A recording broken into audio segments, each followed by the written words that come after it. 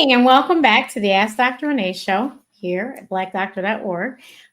First of all, housekeeping, please share. Sharing is caring. So share the broadcast to everyone.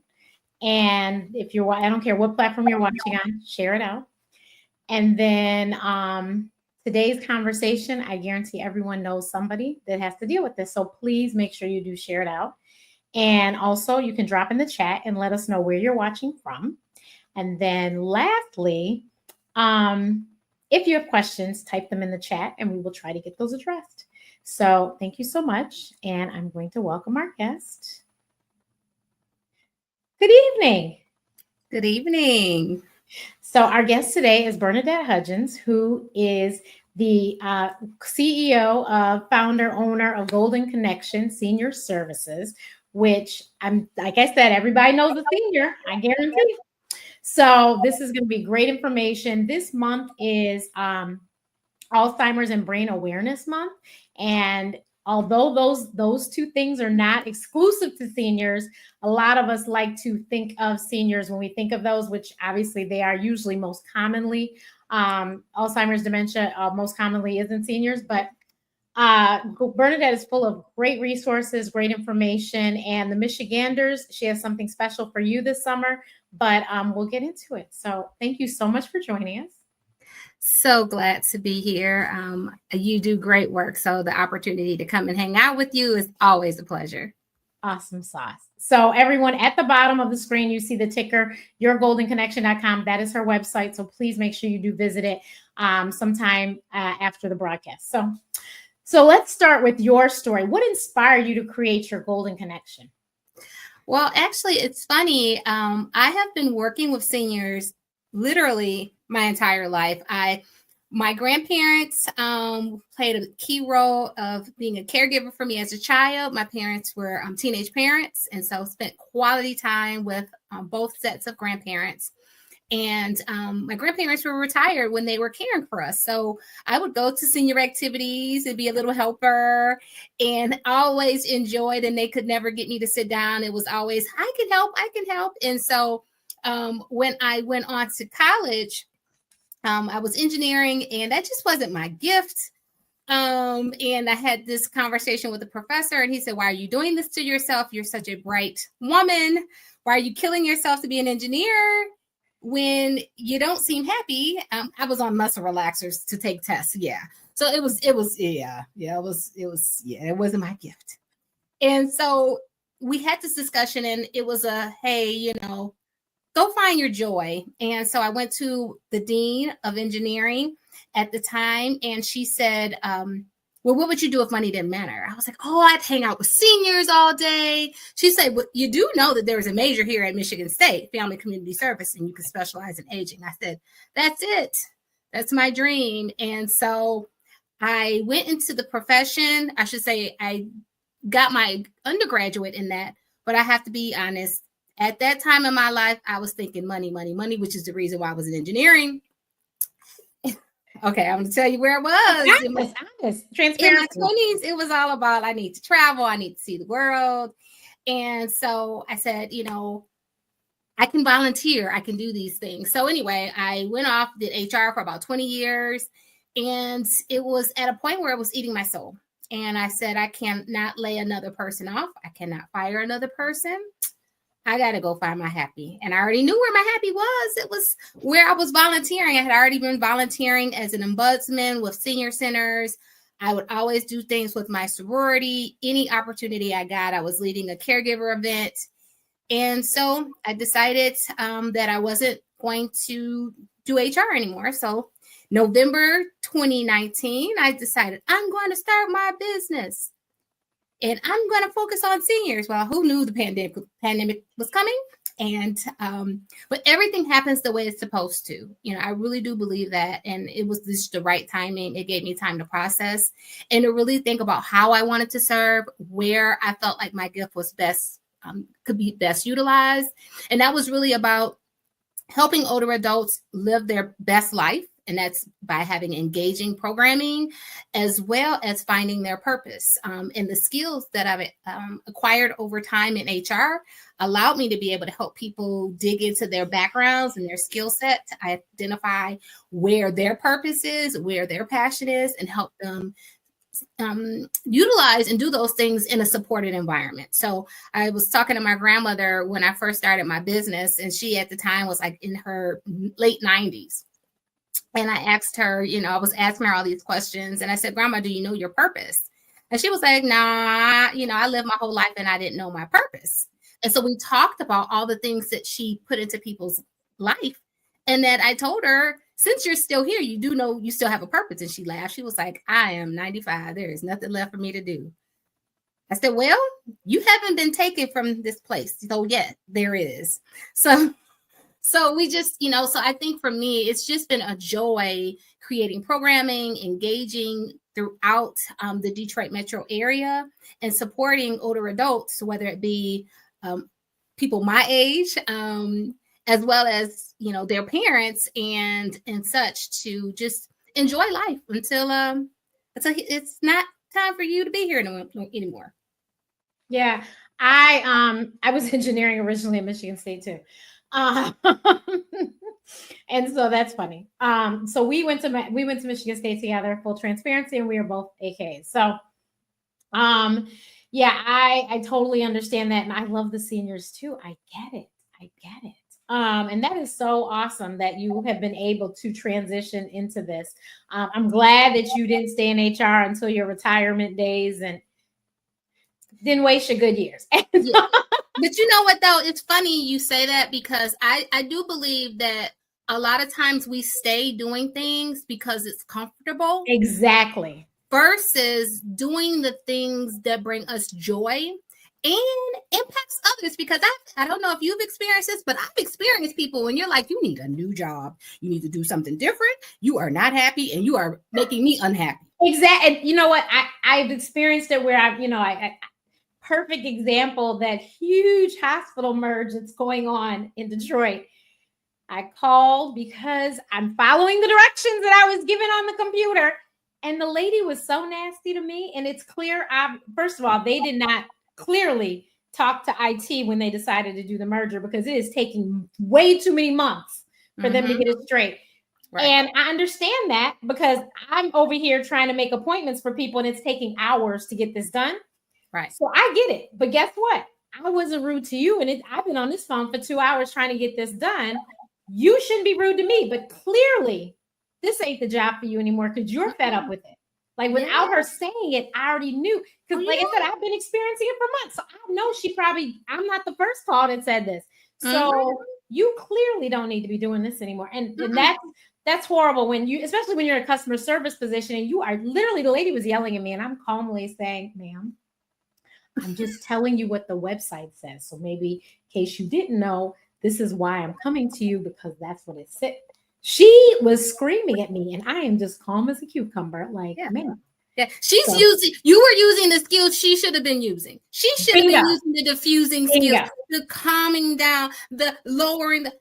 But again, when you're operating in a place when you're tired, it's time to go. It's time to use those wonderful skills that you've garnered over time to do something different. Yeah. And I think that's one of the things that I think is really a place that I want to help older adults work through, right? Because they may be retired, but they also may be in a place where they may be unhappy, and it's nothing worse than getting up in the morning and not getting up and feeling like you're not doing what you're called to do. Yeah, or not looking forward to getting up. Hello. Like, you don't even want to get out the bed. Yeah. Yeah. Because you're about to go to whatever. To look forward to? Say it again. You're like, I'm good. I'm just going to just stay on in here for another hour or so, because I'm just hoping that something might change on the other side. And you know what? I think that then back to that hospital merger thing, I think of the seniors who have so many appointments they have to take care of. And when you have to deal with, one, bad customer service people, but two, you don't understand the ins and outs of this website and that one. That's why I was like, your services were just amazing. Because I was like, oh, mom, she's having a class on this and a class on that. And I said, because I mean, my mom is an iPhone, and a lot of people I know have iPhones. And I've told people the Apple Store for free, you can go take classes, and they will teach you how to email, the most basic stuff. They will teach you how to do it. It's so lovely. But I don't know. Like when I do watch those classes, I don't see a whole lot of seniors. Like when I'm at the Apple Store and I see the classes, I don't see a whole lot of seniors. And I think that I don't know if they should have special ones for them or what, but I think that this is information, like I said, sending an email. My grandmother lived in a senior citizens place at Marygrove, and she was taking classes on learning the PC. And so it was so funny. We came to visit her, and she told us that she had to use the rat, and we were like, what? A rat? I'm glad you knew right away. We were like, huh? She goes, don't you have that little thing? We were like, oh, the mouse.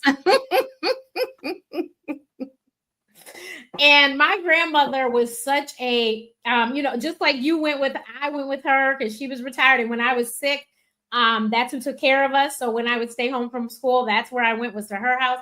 And then in the summer times, we would spend some time in her house, but she went to square dancing at the community center, and I went with her. She delivered Meals on Wheels, and we did that with her. And I could see if she was here now, she would be on Facebook and emailing stuff, because that's, like I said, she was learning this computer stuff. This was like not even in 2000 yet, and she was learning this stuff about the computer. And I was like, she would have been on all of it. I know she would have. Just the way. But I always tell people, to your point though, I think the classes that Apple have, they're amazing and they're wonderful. I think it's something about getting people in the door and showing them that there's a space to be comfortable, right, and that it's okay. And I think sometimes when you don't feel like you're going to go into that space, although it may be all of those things, right? I do think that, a lot of there's an opportunity for lots of marketing to certain populations to let them know, hey, we're doing this information just for you. So that people can feel like, okay, yeah, they're doing that for me. And that's where I want to go, because I think sometimes it's a perception. It's not everyone feels that way, but some people feel like, well, I don't want to be the person that doesn't know, but it's okay not to know, because we're all learning something. I tease and say, ask a young person how to call, give them a rotary phone and let them dial it. I've seen videos. You're right. They don't know. Give them a Yellow Pages, right, and tell them to look something up. Let's just say it's going to take them more than a couple of minutes. Exactly. So I think a part of it is just knowing that we're in a different generation. There's different time period, and that there's lots of learning for all to do. And again, when we have this space of openness and willingness to learn a little bit, it does help. But again, everyone comes from a different perspective, and I acknowledge that. And I try to, create this space of, let's just have a good time. And look, I'm not perfect either. And I'm going to tell you, we're going to do like what the kids do. We're going on Google, and I teach them how to utilize the tools and how to go on to YouTube. Like I had this one senior, oh my gosh, she was amazing. She was telling the group about how she changed the band in her dryer from using YouTube. Yeah.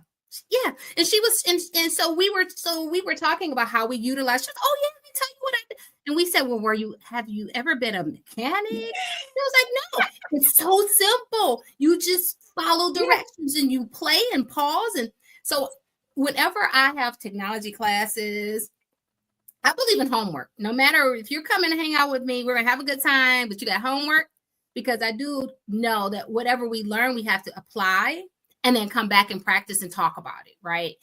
And so I give them homework. Let's go onto YouTube, look up some things, and come back and tell us what you found. How was it? And then share with the group, because there's something to be said about group sharing, right? So we always have a good time. I actually have a session tomorrow. So really It's always fun.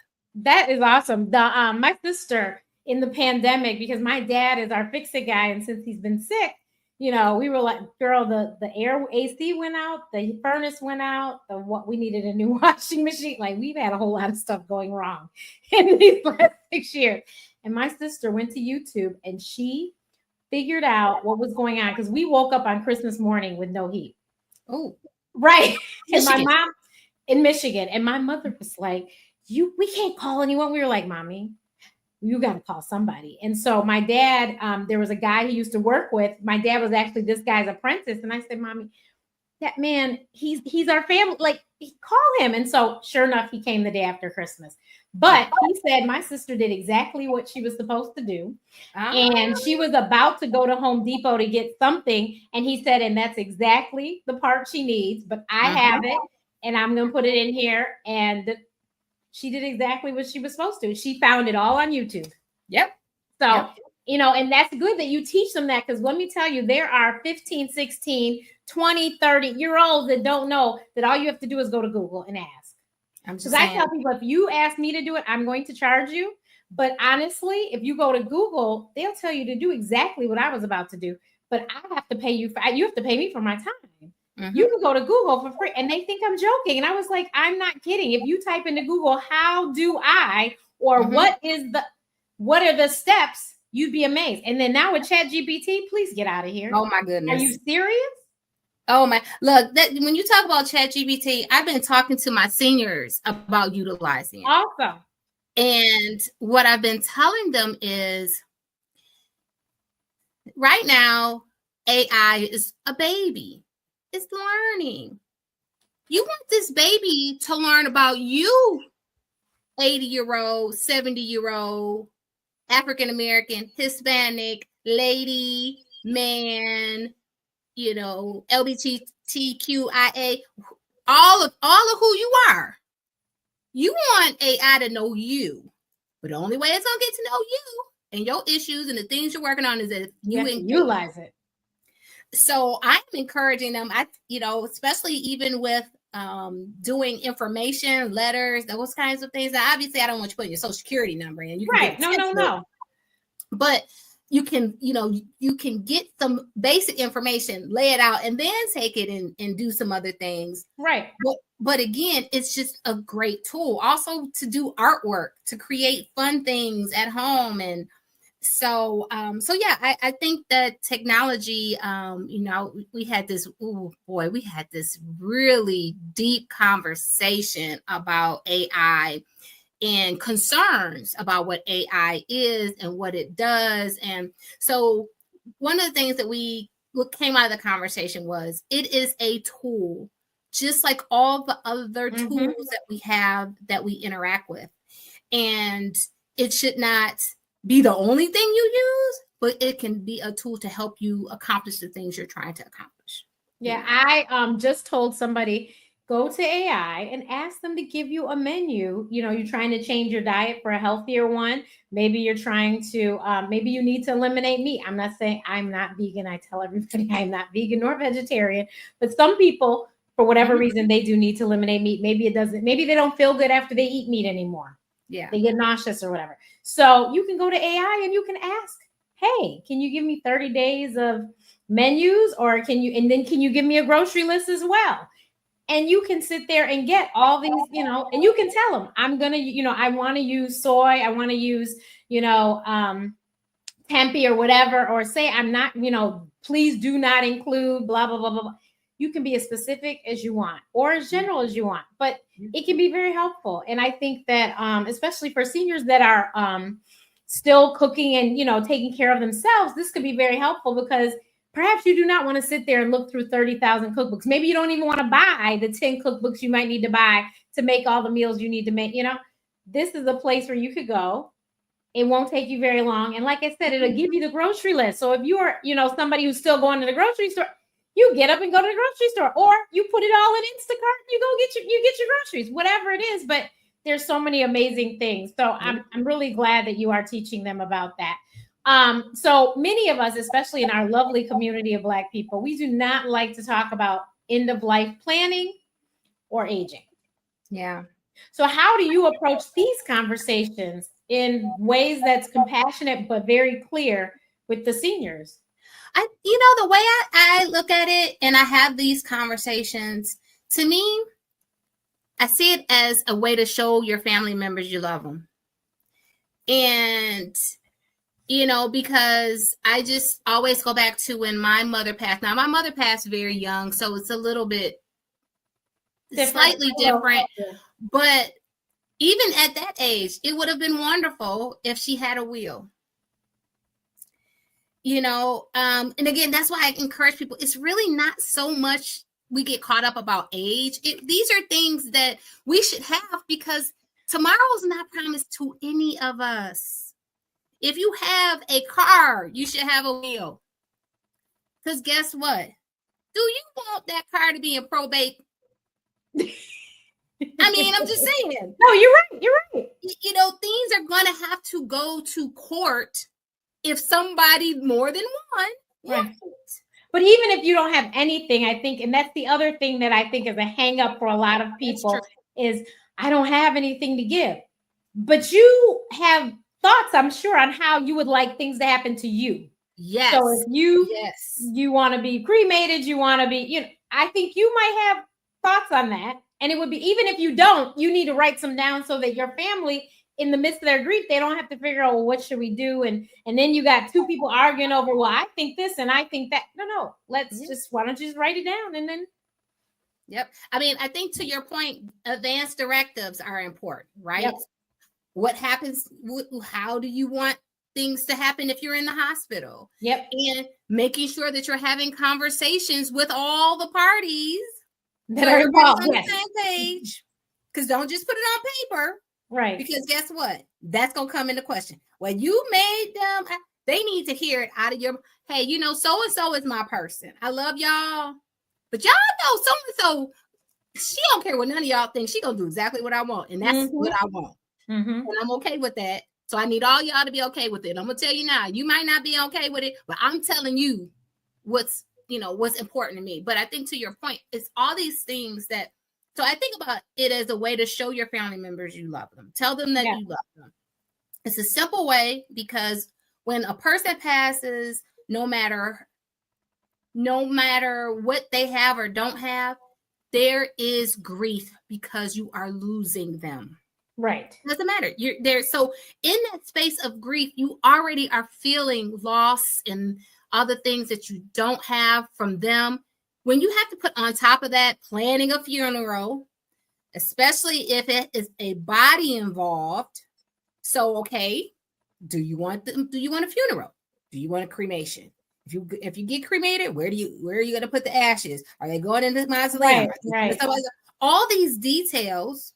But guess what? If you tell them how you want it, they just do what you want. And no matter what, I mean, you're not going to be here anyway. But again, it just makes it a little bit easier. And to me, I consider it a love letter. A love letter to your family to say, hey, this is one less thing I don't want you being concerned about. I just want you to get better, feel, grieve, do what you need to do to emotionally be okay. And then process your loss. And it's tough to do when you have all those things going on along with you've lost your family member, and now you got to figure out all these things. And if you got to answer all these questions, it's too many questions that people are going to ask you, and you're like, look, all I really want to do is just figure out how am I going to get up tomorrow without my mom or whatever. That's it. Or heck, I'm having a hard enough decision to decide between water and soda. Exactly. I can't. I can't figure out, am I supposed to eat or what I'm supposed to eat? So you don't want 10,000 questions on top of that. This makes life a lot easier. Yeah. And so I encourage people. Yeah, adult children need to kind of. Have those conversations. And I think a part of it too is just letting your family member know that I'm not rushing you. Actually, I have it for myself, because that's a great way to show someone how important this is to you when you show them yours. You say, I'm 50 years old. Hey, Dad, here's my will. I want to make sure you know what is important to me. my dad has my advance directive. And we were teasing because my husband was like, babe, I love you. If your dad's still here, can he take care of some of this for me? Because like I don't even know if I'll be able to make a sandwich. So like, let alone like organize all these things, that's too much. So making sure everybody knows, like I said, who that person is. You have all the tools in place. Everybody's set and ready to go. And what I found is my best friend, she just recently lost her mother, and a number of her family members didn't want to talk about things when her mother started getting ill, because in their eyes, you're rushing her out. And she said, no, this is important. Well, they chose not to. So then they experienced all the things that we're talking about the hard way, because they just weren't ready. But that's why I encourage people to do it when everybody's good, everybody's healthy. It's just something that you're doing for your future. It's planning for your future. Mm-hmm. So how can adult children start preparing now, emotionally, legally, and financially, to care for their aging parents? I think the first thing is just becoming more educated about what's out there in regards to resources. I think the tough part for a lot of us is we go looking for the resources when we are in crisis.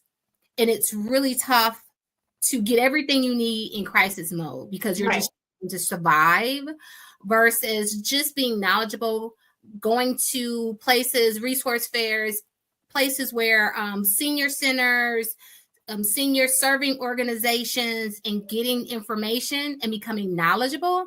And I think when we do that, we sometimes it's not even, I always tease it, it's not even all about us. Sometimes we get information, we're like, oh my God, this is like perfect for my best friend. Oh my God, this is perfect for my cousin.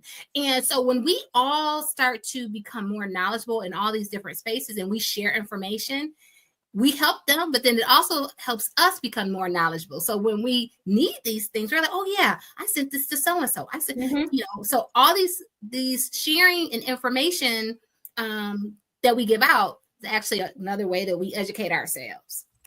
Definitely. And so Bernadette was very instrumental in helping us, because I was like, I don't know who, what, how can we transport this person that can't get in a car? How do we? And she's like, oh, call this one, call that. I was like, okay. So I saved all these things in a place and was like, so anytime anybody needed, I was like, oh, you can just call this one. Just here's the number. Because it was just, it's so much. And maybe there's a whole lot of older people now because it was just taking so long. Plus it was the pandemic too, but it was just like, oh my God, I can't get anyone on the phone. I can't get a call back, and I need this information now. And unfortunately, a lot of these places are nonprofits, so not necessarily was the websites up to date with the information. So the numbers aren't working, and it was just, it's frustrating. So it's so important to be able to go to a place like yourgoldenconnection.com and get great resources like this. And please tell us about your upcoming event for the Michiganders. Sure. Well, we have our Aging Matters Education and Expo. It actually is our 10th anniversary. We're really excited about it. In this event, we typically rotate from different locations, but this year, again, it's going to be a fellowship chapel on August the 7th, and it's focused on providing resources for older adults and their caregivers. And so I am encouraging this population that I feel like is an area that we almost always forget, is that sandwich generation. So the people who are caring for family members, the older adults and their children, because what I found in that sandwich generation, they are absolutely in crisis, right? Because they're like, oh my God, I've got to make sure this older person is fine, but I also have little ones to feed. I also have other teenagers to watch to make sure they don't get in trouble. And when you're in this space, you typically have very little knowledge about what's happening and what resources are out there for older adults. So I'm encouraging them to come in and participate and learn more. And again, even if you let's say you don't have a ailing older adult in your family, it's not even really about that. It's about becoming knowledgeable about what's going on in this space. And so this every year we have 3 workshops, 3 educational workshops. This year we have our legal topic, and it's around maintaining legacy through property. So there's a grant that is happening right now in the city of Detroit that is helping people do ladybird deeds, transition property, so that you don't have to have property going to probate court and then you lose it, because they're finding that that's happening throughout the community. People are losing homes, and or they're losing out on some of the benefits and programs that are in place because the house is still in Big Mom's name. Gotcha. And, you know, Big Mom, Grandpa passed on, and it, you know, they have family members living in the house. I speak for myself. When my grandparents, you know, passed, you know, one person passed, and then we left the house for Grandma. When Grandma passed, then we let other family members. Well, guess what? We aren't able to get some of the tax credits. So I actually will have my brother go, and my brother will be going to get some of this additional information so that we can make sure that these houses that our family members worked so hard to get. Yes. They gave up a lot. They lost a lot. They sacrificed to buy these homes. And right now in the city of Detroit, I mean, I'm in all around Detroit Metro. You know, they bought these houses for $25,000, $50,000, now selling for $150,000, $250,000, right? Mm-hmm. And so you don't want to lose that. So that's one topic. The other topic is we'll be focusing on assessing home and community-based services. So there's all of these senior service or serving organizations. People just don't know what they do and how you can benefit from them. And the third topic is caregiver burnout. We are seeing so many caregivers who are burnt out and don't even know it. And so we'll have some information to become more knowledgeable so you can do your self-assessment to find out, are you in burnout mode, or are you close, or are you at a point that you're so far through it that you didn't even know that you had all these symptoms and you had breakdowns and didn't even know that they were breakdowns. So talking about tools and resources that can help you. And then we are so honored that we have Glenda Lewis, who will be our keynote speaker. And we're hoping that Diana Lewis will be in attendance. I think she will, fingers crossed. But so it's just wonderful to hear them talk about their legacy of caregiving that they've had through multiple family members in their family. Mm-hmm. So we've got some great things. Along with all of that, then we have resource vendors who will be there. So tables of organizations who just have information so that you can, again, become knowledgeable for yourself and then also share with family and friends. That's awesome. I wanted to say also that a lot of people don't realize that the caregiver usually goes before the actual loved one. Yes. And that's because of this burnout. You don't realize you're not taking care of yourself. You've skipped all your doctor's appointments, but you've taken your loved one to all of theirs. And next thing you know, now the loved one, what are they going to do if the caregiver dies first? So you guys have to really realize it's just as important to take care of your loved one as it is to take care of yourself. You said it. And I think when we think about this month as it being Alzheimer's Awareness Month, you know, Alzheimer's awareness is not only just for the individuals who have Alzheimer's. Nope. It's also for their caregivers. So there's opportunities to bring awareness to the caregiver needs. Calling a family member or a friend that you know, that a caregiver who is caring for someone with dementia. There's so many wonderful resources, especially in Detroit. There's an organization called Team Susie. If you are a caregiver and you are caring for someone with dementia, they actually give grants to families. And when I say grants, tax-free grants, so that you can do respite, so that you can take care of yourself, take a couple of days here or there so you can rest, so that you can minimize that caregiver burnout that innately happens just doing what you do. And I do want to do a call out really quick on a caregiver, on the definition of a caregiver, because I think sometimes we get caught up thinking that caregivers mean that it has to be someone that is truly ill and sick. If you are taking a family member to a doctor's appointment, guess what? You're a caregiver. Your caregiver. If you are saying, hey, mom, I noticed that you skipped those 2 doctor's appointments. What's up? You're a caregiver. If you're taking someone to the grocery store, your neighbor, you're a caregiver. My husband, his father had passed, and then the neighbor reminded him of his dad. So he would do little things. So he was cutting the neighbor's grass. He was taking him to the grocery store. And I said, I was teasing him. I said, honey, you are one of the #1 employees for Golden Connection Senior Services. And he was like, what are you talking about? I said, you do know that you're serving him, right? And you're being a companion to him. And he was like, oh. I was like, now you're doing it for free. We're for profit. Right. I said, but the fact that, if you're doing those things, you're a caregiver. So I think it's really important that we reframe that title so that people can really start to acknowledge the roles that they're operating in. Yeah, I mean, even, your grandmother, your mother asked you to pick up her drugs from the drugstore. You're a caregiver. Yeah.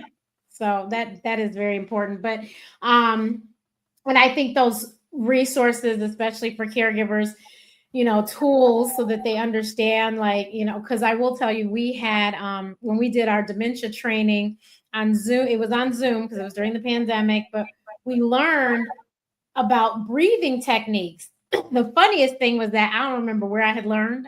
It might have been TV. I don't know, but I had been doing them.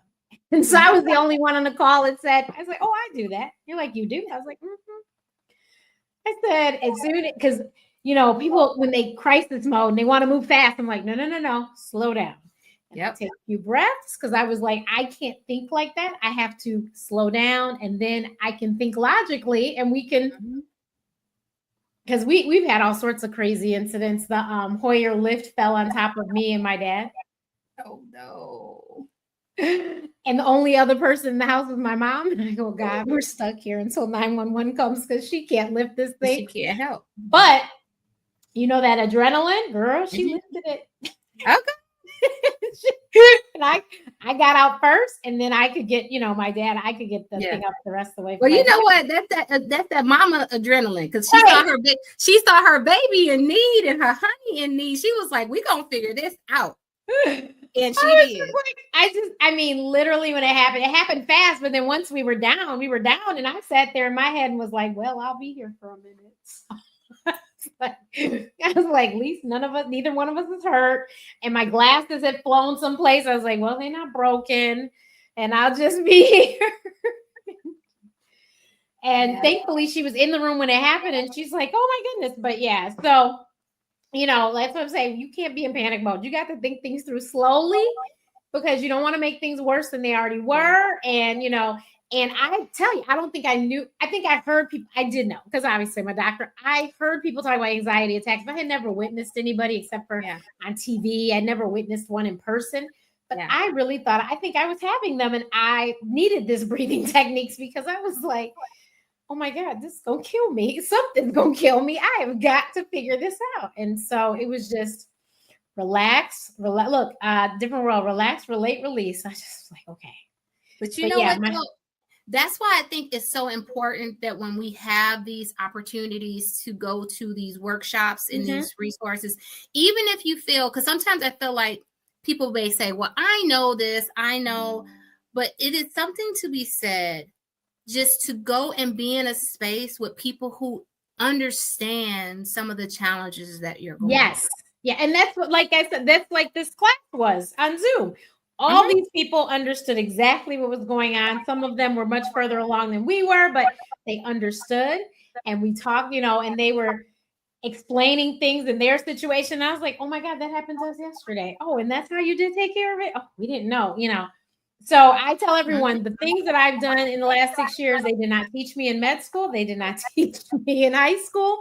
And I don't like on-the-job training I've learned. But I now am an expert, and I know how to do a whole lot of things that I never thought I would know how to do. But now I know, and knowing is half the battle. And I spoke the other day in my reel about how you need to get siblings involved if you have siblings, because you should not be on this plane by yourself. Mm-mm. Because I mean, and I feel bad. And I'm telling you, I had a friend who had two sick parents, and I just felt so bad. And I literally every night, I don't even know if I ever told her this, I would get on my knees and pray for her, because I could not imagine being single and no siblings and Yeah. have two sick people. Yeah. And they ended up dying weeks apart. Yeah. Well, that is usually what ends up happening in those situations, especially if they're both ill. Right. 'Cause there's something to be said about the will, your will and your willingness to still be here. Mm-hmm. It really does impact your times, your Right. morbidity, mortality. I mean, it really does. And so I think, but I think another thing that we all have to do, it's very easy to say they can't help me. Right. That's not their gift. There is something that a family member in your family has a gift to do. Yep. If that's the person who does all of the calls, and then the other person does all your driving, and then the other person does all your cooking or whatever, there is something to be done. There's something to be done. So I think sometimes it's very easy to say, well, you know what? I don't want to bother them. That's not their gift. They have a gift. Utilize whatever that, to your point. If they're good with the bills, then they take care of the bills. If they're a good cook, they make food on this day. And if and not always, it doesn't always have to be your siblings, right? It could also be family members, friends, whatever. Friends. If there's people in their lives that love them and they know that you need their help, typically you go to them and you'll say, hey, I know, yeah, I understand you're busy, but I need some help. So can we talk about where you might be able to help support? And it's not, people get caught up, oh, well, they don't have any money. It's not about money, because let's be clear. A lot of things that we need as caregivers, it's not money. It's support, it's information, it's resources, it's an extra hand. Sometimes it's just a nap.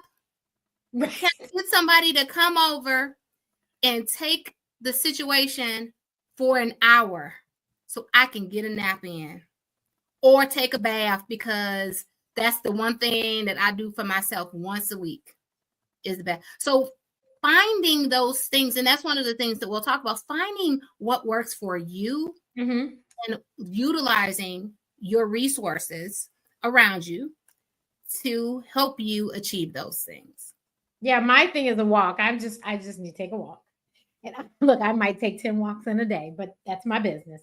I need a walk. And if I take a walk, I come back, I'm good. Like, I'll be good for another few hours, but I just need a moment. And I just take a walk and I'll be fine.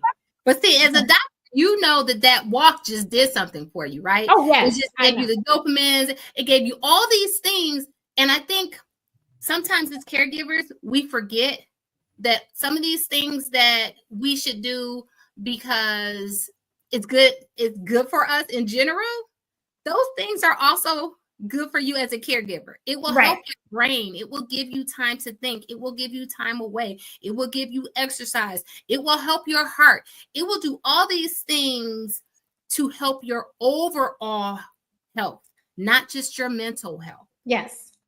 So these and I try to encourage people. I was like, if you can just take a walk, you don't even have to go. I'm not talking, I was walking miles. I walk around the block, come back and be refreshed. And if you need to walk, if you have stairs, if that's go down in the basement slowly, won't you falling down the basement? Right.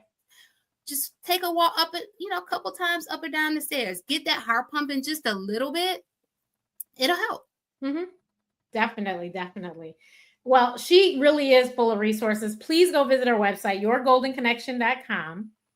And everyone, I put it up here and we will make sure it's in the post. But this is the registration link. Is there a fee? Actually, I'm glad you asked. No, it's free. And we still also have space for vendors and people who may be interested in sponsoring.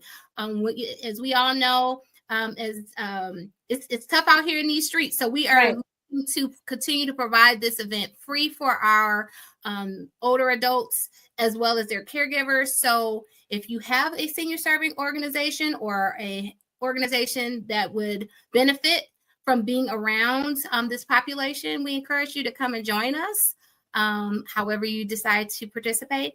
Or if you are a older adult or caregiver, please join us and get some resources and information and take the opportunity to build some network. Definitely, definitely. And you can find her Facebook page. It's Your Golden Connection, just like the website. So you can visit her Facebook page and send messages to her that way. But and then what's your Instagram? It's the same. My Instagram is the same, but also I'm looking to make sure we're increasing the followers on our Aging Matters Expo Instagram as well as Facebook, because as we prepare for our future events, I want to make sure you're always in the know. I'm working on a social media campaign for 2026. Okay. So looking through, making sure that people are educated and knowledgeable, not just during the time where we're wrapping up for the conference in the event, but also throughout the year, making sure you're knowing about all the different organizations that are out there. This event is not only just through myself, Golden Connections, but it's also with the Detroit Caregiver Support Collaborative. There are a number of organizations that are a part of that. The Southeastern Senior Regional Collaborative, Bridging Communities, Elder Legal Advocacy Center. And so all these organizations come together to support caregivers. So we do this event every year, but there are many organizations that are serving caregivers year round. So I want to make sure that you're aware of all of those. Awesome. Thank you so much. That sounds really great. So Aging Matters is the Instagram handle? Yes, Aging Matters Expo.